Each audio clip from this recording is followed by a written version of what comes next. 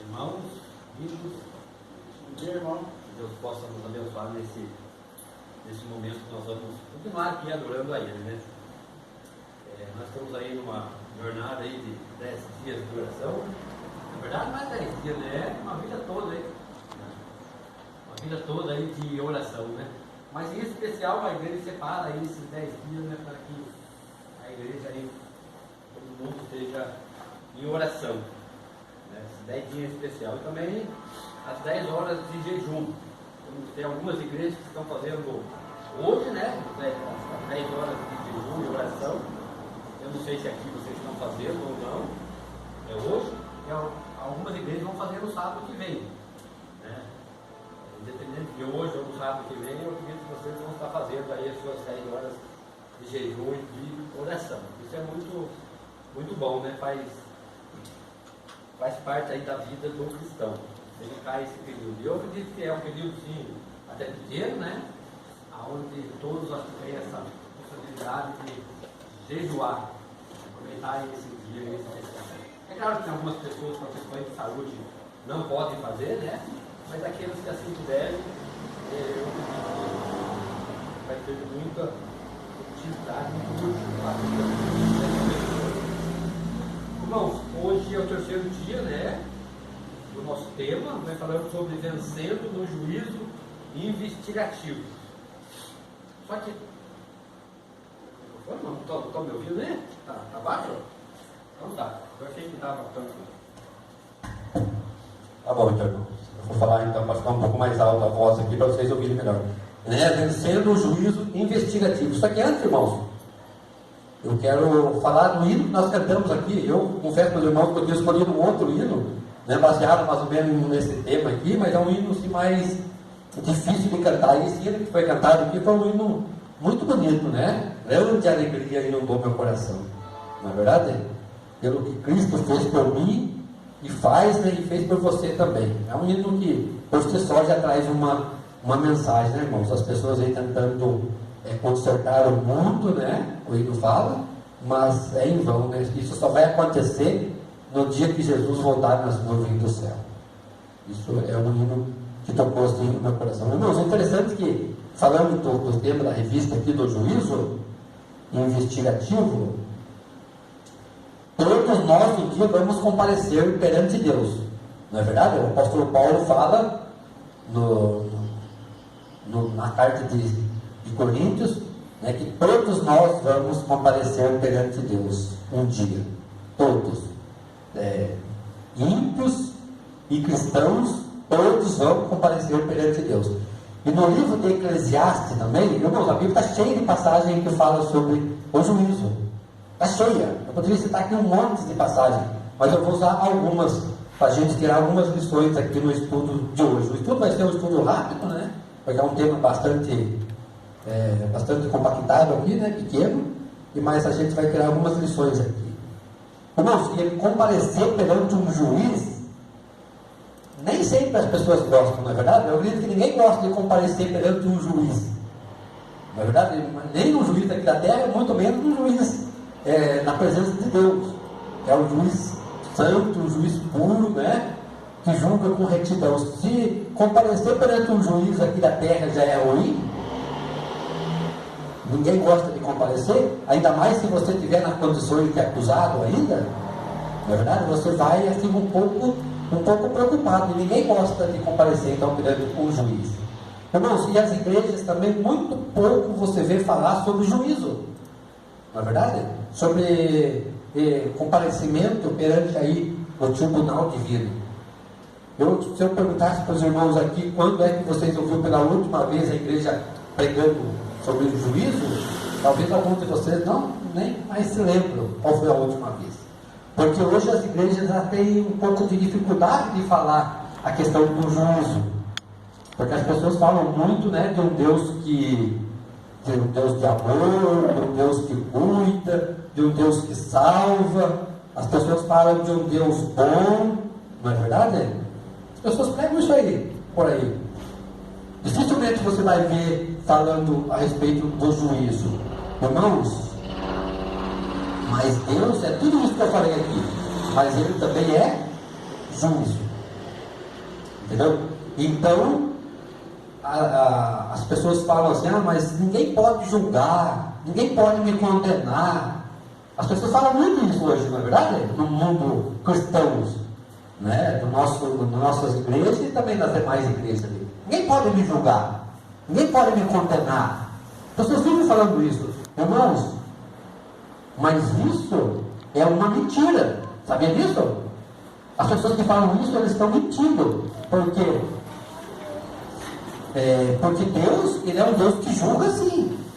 E nós temos aqui várias passagens da Bíblia que falam de juízo, que Deus vai julgar. Então essas falas que as pessoas falam por aí, que ninguém pode me julgar, que Deus não condena, isso é uma mentira. Entendeu? Porque Deus condena sim.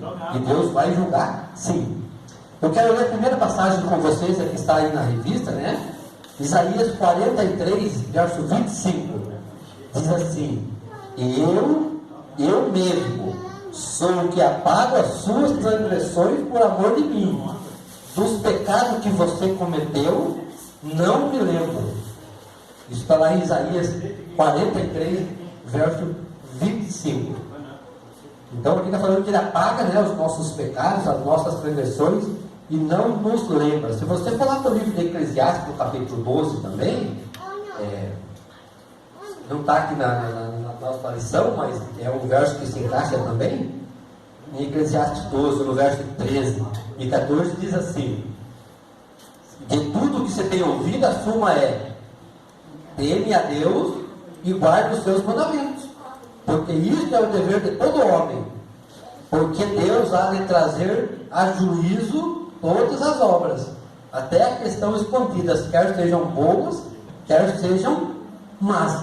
Então aqui nós vimos um Deus que vai trazer o quê? Juízo. Então esse negócio que o pessoal fala aí, que Deus não condena e que Deus não vai trazer, não é um Deus que vai punir o transgressor, isso aí então não é verdade. Aqui nós vimos que Deus vai trazer juízo.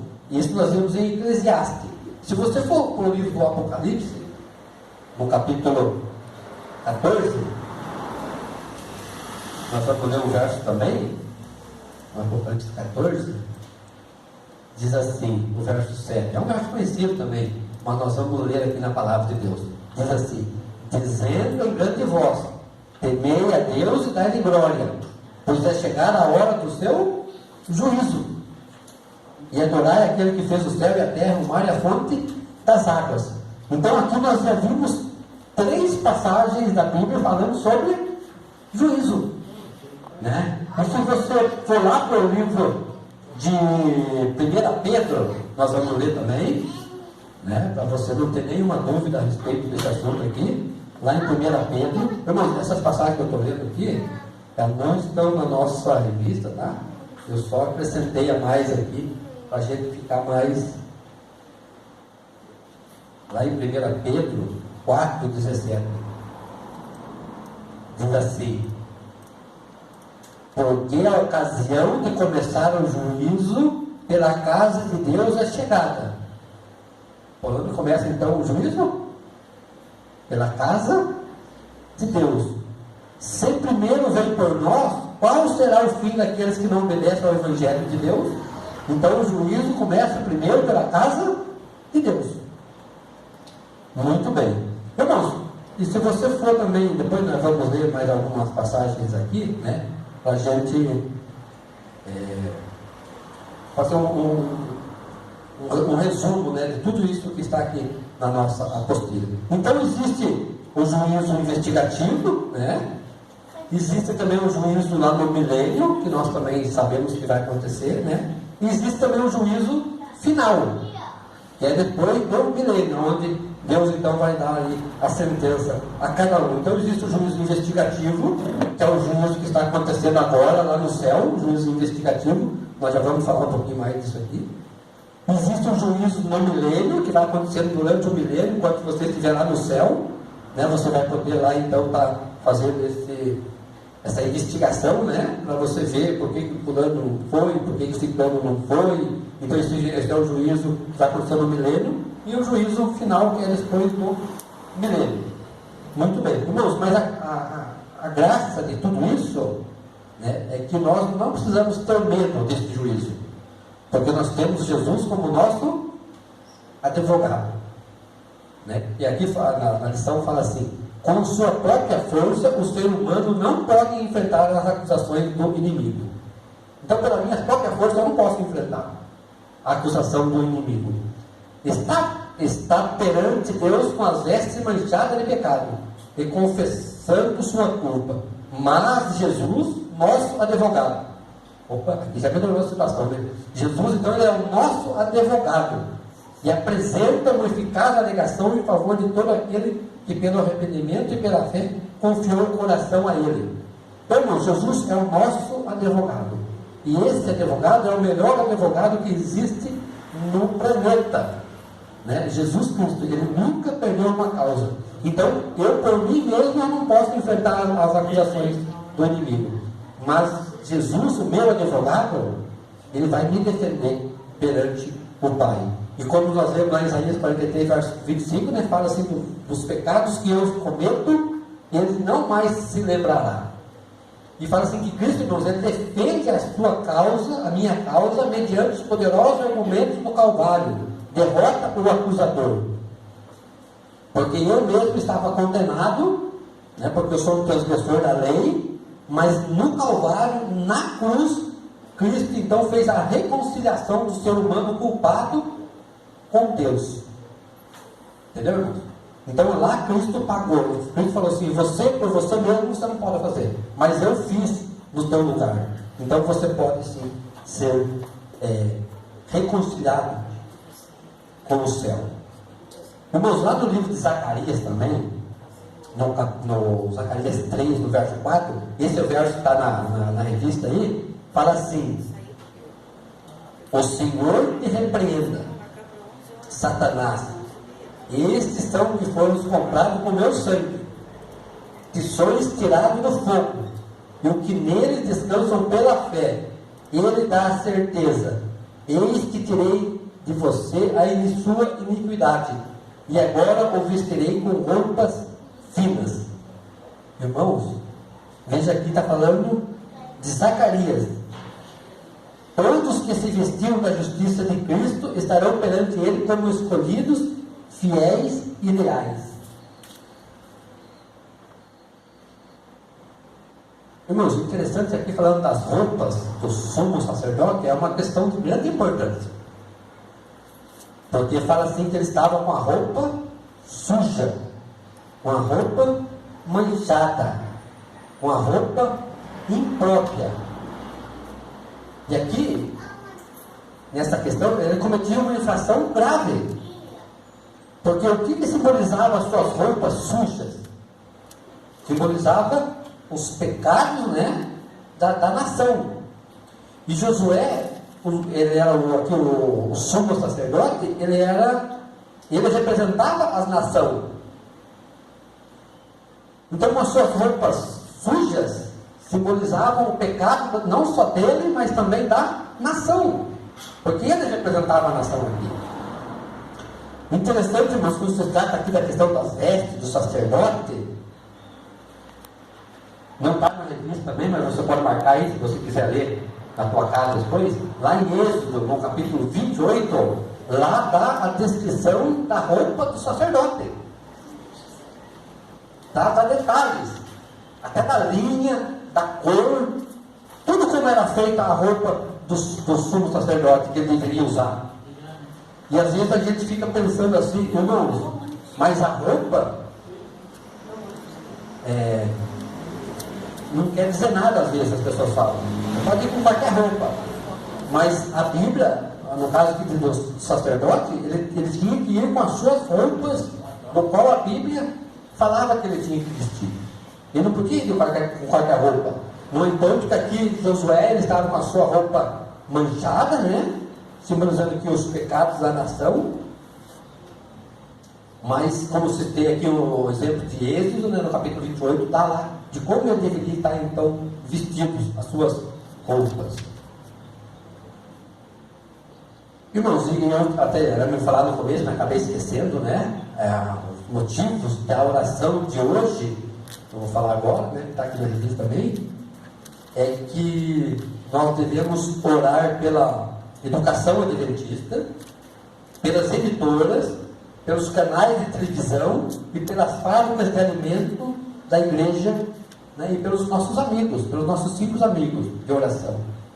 Então, todos esses, a escola, as editoras, os canais de televisão, eles possam usar também os seus dons, os seus talentos na pregação do Evangelho. Então, esse é o motivo que nós devemos orar no dia de hoje. E aqui fala assim, que todos verdadeiramente que tenham arrependido do pecado, que pela fé hajam reclamado o sangue de Cristo. Como seu sacrifício expiatório, tiveram seu perdão acrescentado, seus nomes escritos no livro do céu. Irmãos, é muito interessante esse tema do juízo aqui. Porque se você for lá para o capítulo 7 de Daniel também, que não é o tempo que mais pode ir lá também, e ler, lá também fala do juízo. Se você pegar lá no capítulo 7 de Daniel, do verso 9 em diante, começa lá uma cena do juízo também. E se você for lá para o livro de Mateus, no capítulo 22, também lá tem a parábola, né? Aquela parábola lá, das bodas, lá também está falando do juízo. Porque fala assim que as pessoas foram para festas, foram convidados para ir para festas, né? Mas muitos não estavam trajando as suas vestes, as suas roupas de convidado. E eles foram então barrados na entrada, na porta.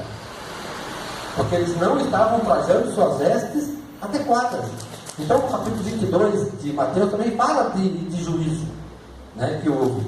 E se você for ler lá para o livro de Atos também, irmãos, essa passagem nós vamos ler, no livro de Atos, no capítulo 17, no verso 31,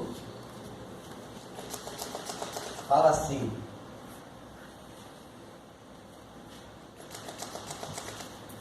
Atos 17, verso 31. Porquanto estabeleceu um dia em que há de julgar o mundo. Olha, irmão, o apóstolo aqui escreveu: portanto, estabeleceu um dia em que há de julgar o mundo com justiça, por meio de um varão que destinou e acreditou diante de todos, ressuscitando dentre os mortos. Então fala assim, irmãos, que Deus estabeleceu um dia do juízo, que Ele vai julgar o mundo. Então você veja quantas passagens que nós já lemos aqui, algumas nós lemos, algumas eu só citei, né, que está se referindo ao juízo, que Deus vai trazer juízo. Um dia, começa pela casa de Deus. E aqui fala que Deus estabeleceu um dia, irmãos, para trazer juízo. Então, que nós possamos estar preparados, irmãos, no dia do juízo.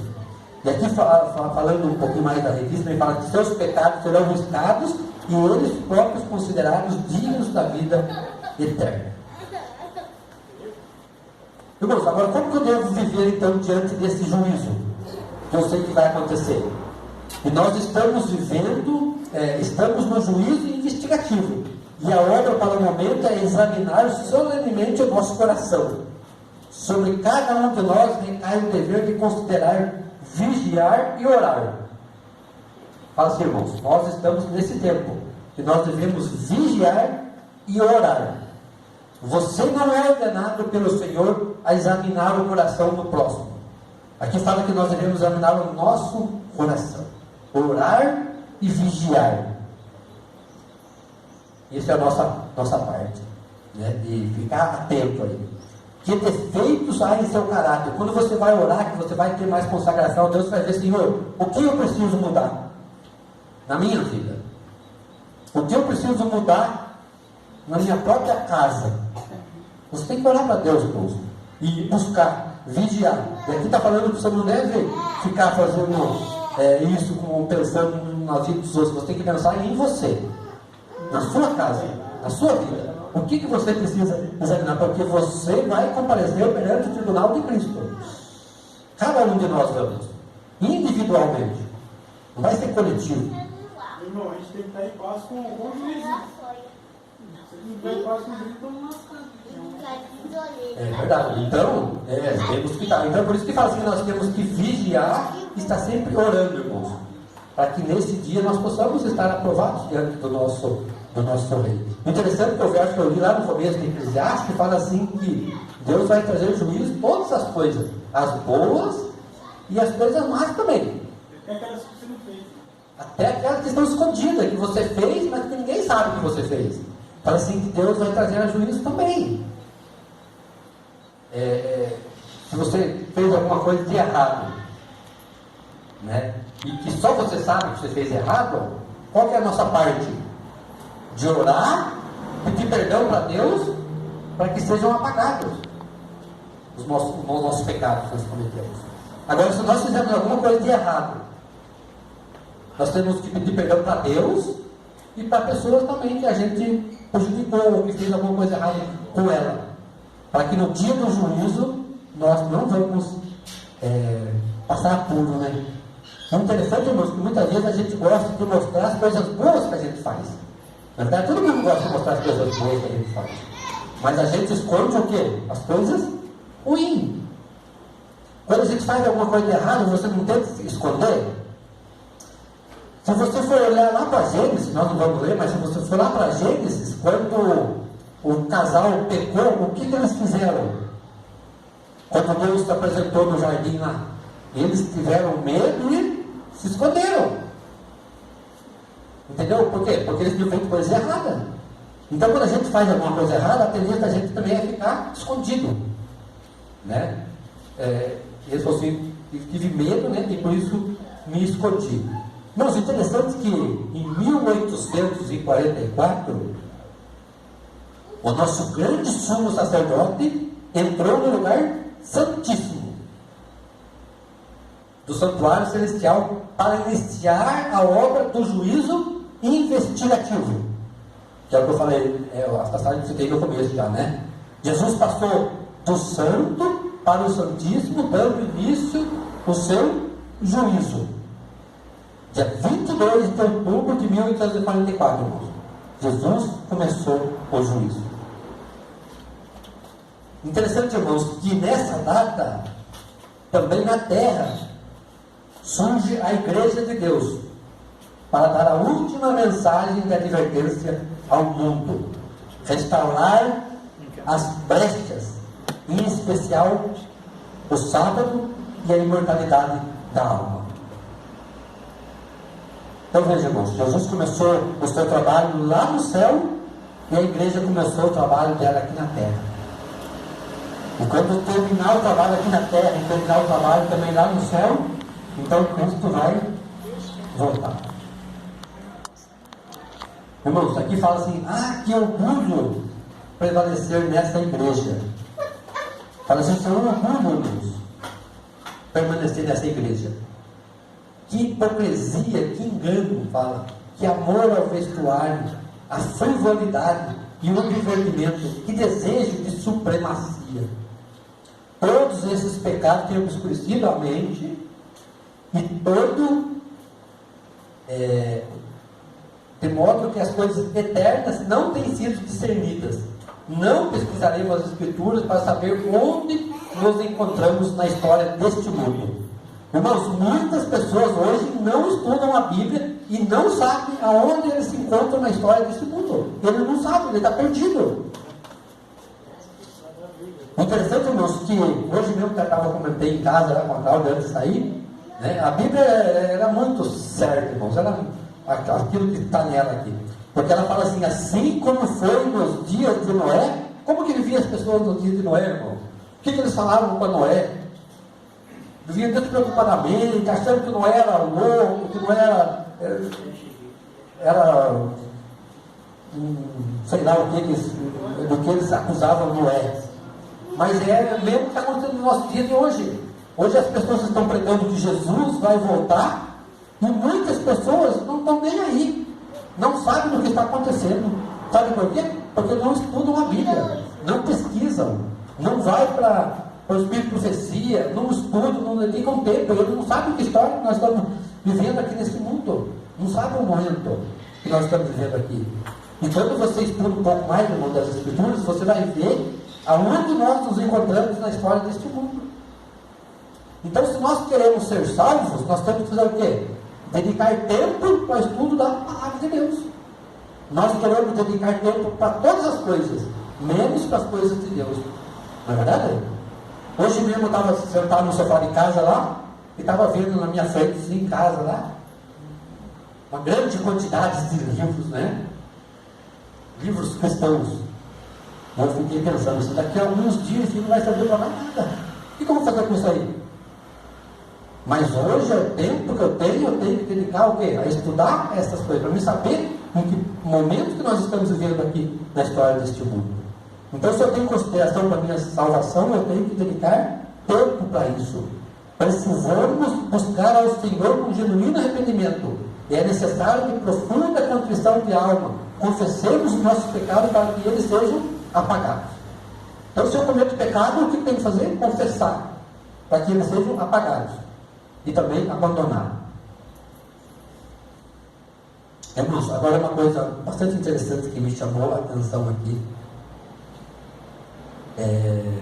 O último verso que eu vou ler da meditação dessa manhã, que eu estava lendo hoje de manhã e que me chamou a atenção. Lá em João, no capítulo 17, todo mundo conhece, né, a oração sacerdotal que Jesus fez. Mas, irmãos, hoje, de uma maneira especial, eu lendo isso aqui, me chamou a atenção de um verso. E o verso que me chamou a atenção, irmãos, está lá no verso 16. João 17, verso 16. Que diz assim: eles não são do mundo. Eu vou ler o 15 primeiro, irmãos, para nós pegar melhor aqui. Não peço que tires do mundo, e sim que os guardes do mal. Eles não são do mundo, como também eu não sou. Irmãos, aqui Jesus está falando o quê? Que eu e você, nós não somos do mundo. E Jesus falou assim, assim também como eu não sou do mundo, eles também não são do mundo. E daí eu fiquei pensando assim comigo: será que nós realmente não somos do mundo mesmo? Porque aqui Jesus falou assim, ó, eles não são do mundo. Mas agora uma pergunta que eu fiz para mim e para você: Jesus estava mentindo aqui quando ele disse isso aqui? Não, Jesus não mente. Então, se Jesus falou assim, ó, eles não são do mundo, assim como eu também não sou do mundo. Jesus falou, eu também não sou do mundo. Eles também não são do mundo. E aí eu fiquei pensando assim, puxa vida, Jesus falou que nós não somos do mundo. Então o que nós temos que fazer, irmão? Nós temos que nos desligarmos a cada vez mais do mundo. Porque Jesus falou assim, ó, você não é do mundo, assim como eu também não sou do mundo. E às vezes a gente está tão apegado com o mundo, não é verdade? Que a nossa vida parece que só é das coisas do mundo. Então, quando eu me deparei com esse verso aqui, que eu me tentei nesse verso aqui, irmão, eu fiquei pensando, puxa, Jesus falou assim, ó, você não pode ser do mundo. Não tem jeito. E Jesus, irmão, não mente. Se Jesus falou que nós não somos aqui, nós não podemos ser desse mundo. E Jesus disse isso para Deus, na oração que ele fez. Né? E no verso 17 ele fala, santificai-os na verdade. A tua palavra é a verdade. Santificai-os, irmão. A palavra de Deus. Separá-lo. Representar Jesus. É isso que Jesus está falando que nós devemos ser. E às vezes, como eu citei aqui já no começo, né, a gente fica tão apegado, né, com as coisas aqui deste mundo. Então, irmãos, aqui falando, terminando, a revista fala assim, é a hora de orar. Né? Orar por agradecimento, por tudo que Deus tem feito por nós, né? Como o irmão já orou no dia hoje, né? Falou assim do alimento, falou do dia, falar das bênçãos, né? Agradecer, porque Deus tem cuidado de nós. E também confessar os nossos pecados, nossos erros, a nossa transgressão, talvez a nossa falta de fé, a nossa falta de compromisso. Devemos pedir perdão, confessar a Deus, e orando com a palavra, né? A palavra de Deus. Interceder também, irmãos, pelos desafios da igreja ao redor do mundo. Esse é o motivo da nossa oração hoje. E também pelos nossos pedidos pessoais que nós temos. Orar pela igreja ao redor do mundo, né? E agradecer também. Irmãos, que Deus possa nos abençoar.